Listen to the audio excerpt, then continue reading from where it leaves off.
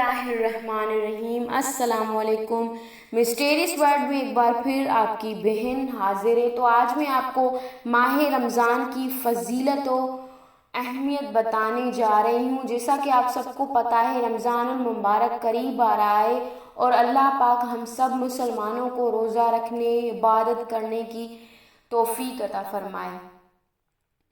حضرت ابو ہریرہ رضی اللہ تعالیٰ عنہ سے روایت ہے کہ رسول اللہ صلی اللہ علیہ وآلہ وسلم نے ارشاد فرمایا کہ جب رمضان کی پہلی رات ہوتی ہے تو شیاطین اور سرکش جنات قید کر دیے جاتے ہیں اور دوزخ کے سارے دروازے بند کر دیے جاتے ہیں، پھر اس کا کوئی دروازہ کھلا نہیں رہتا اور جنت کے تمام دروازے کھول دیے جاتے ہیں، پھر اس کا کوئی دروازہ بند نہیں رہتا۔ اور اعلان کرنے والا فرشتہ یہ اعلان کرتا ہے کہ اے بھلائی، نیکی و ثواب کے طلبگار، اللہ کی طرف متوجہ ہو جاؤ، اور اے برائی کا ارادہ رکھنے والے، برائی سے باز آ جا، کیونکہ اللہ تعالیٰ لوگوں کو آگ سے آزاد کرتا ہے، یعنی اللہ تعالیٰ اس ماہ مبارک کے وسیلے میں بہت لوگوں کو آگ سے آزاد کرتا ہے۔ اس لیے ہو سکتا ہے کہ تو بھی ان لوگوں میں شامل ہو جائے، اور یہ اعلان رمضان کی ہر رات میں ہوتا ہے۔ رمضان المبارک کا مہینہ خیر و برکت کا مہینہ ہے۔ مسلمان کو مسلمان بن کر اپنے اعمال کو اللہ تعالیٰ کی خوشنودی کے مطابق ڈھالنے کا مہینہ ہے۔ دولت مند کو اپنی دولت مندی کے ذریعے اللہ تعالیٰ کو راضی خوش کرنے کا، اور غریب کو اپنی غریبی کے باوجود نیک عمل کرنے کا مہینہ ہے۔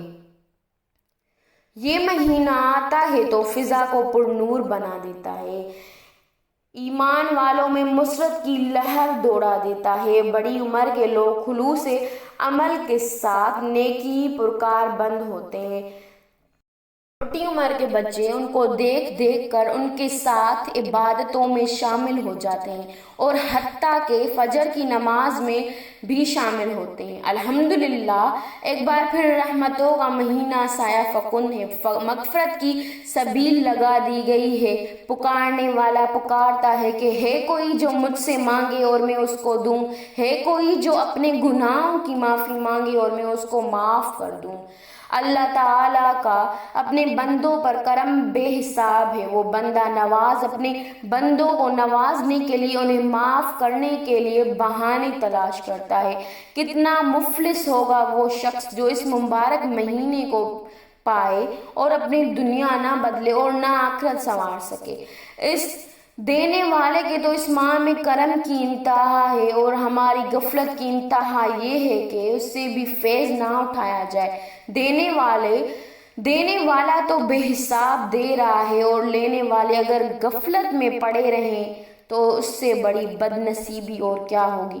رمضان کی برکتوں کا اندازہ لگانا ہے تو اس بات سے لگائیے کہ جب رمضان آتا ہے، اللہ تعالیٰ کے حکم سے شیاطین قید سلاسل کر دیے جاتے ہیں، جنت کے دروازے کھول دیے جاتے ہیں اور دوزخ کے دروازے بند کر دیے جاتے ہیں۔ شیاطین، جن کا کام انسان کو اچھے کاموں سے روکنا اور برے کاموں کے سبز باغ کو دکھانا ہے، اس ماہ میں ظالمانہ اور گندے کاموں سے روک دیے جاتے ہیں۔ چنانچہ اس بات کا سب سے بڑا ثبوت یہ ہے کہ اس ماہ رمضان میں اکثر گناہ گار لوگ گناہوں سے بچتے ہیں، تعالیٰ کی طرف متوجہ ہوتے ہیں۔ لیکن سوچنے کی بات یہ ہے کہ کیا ہر شخص جو رمضان پالے اور کسی طرح بھی گزار دے، کیا وہ اس کی برکتوں سے مستفید ہو جاتا ہے؟ یقیناً نہیں، ایسا نہیں ہے۔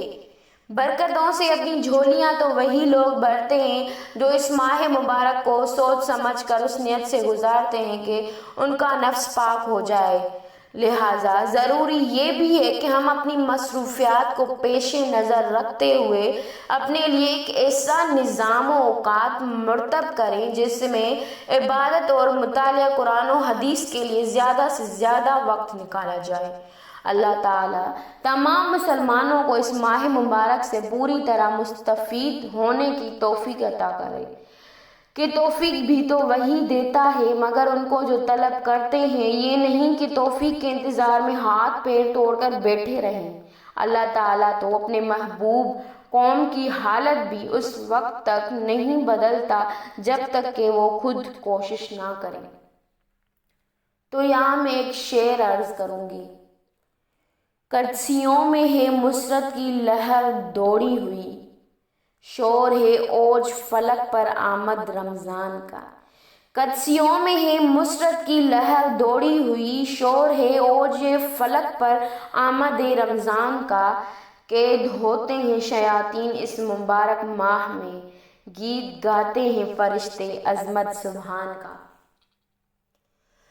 تو اللہ تعالیٰ ہمیں رمضان المبارک دے رہا ہے تاکہ ہم مسلمان گناہوں کی معافی مانگیں اور ہم اپنے گناہ کو بخش کروا دیں اللہ تعالیٰ سے۔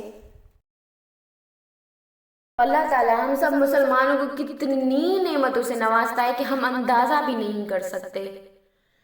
اب تو رمضان کافی قریب آ رہا ہے، اللہ تعالیٰ ہم اس رمضان المبارک کے صدقے ہمارے گناہوں کو بخش دے اور اللہ تعالیٰ ہمیں 5 وقت نماز پڑھنے کی توفیق عطا فرمائے اور ہم اس رمضان المبارک سے پورا فائدہ اٹھائیں کہ اپنی آخرت سنوار سکیں اور اپنی دنیاوی زندگی کو پر نور بنا سکیں۔ آمین۔ تو اگر آپ نے ہمارے چینل کو اب تک سبسکرائب نہیں کیا تو پلیز ہمارے چینل کو سبسکرائب کریں، لائک کریں اور زیادہ سے زیادہ شیئر کریں تاکہ ہماری حوصلہ افزائی بڑھے۔ آج کل تو بہت ہی افسوس ہو رہا ہے، پہلے سبسکرائبر تھوڑے بہت زیادہ تھے، ابھی تو وہ بھی کم ہو گئے ہیں، سب نے انسبسکرائب کر دیا ہے لگتا ہے، تو بہت ہی افسوس ہو رہا ہے۔ پلیز ہمارے چینل کو سبسکرائب کریں، پلیز، آپ کی سپورٹ کی بہت ضرورت ہے۔ شکریہ، اپنی بہن کو دعا میں یاد رکھیے گا۔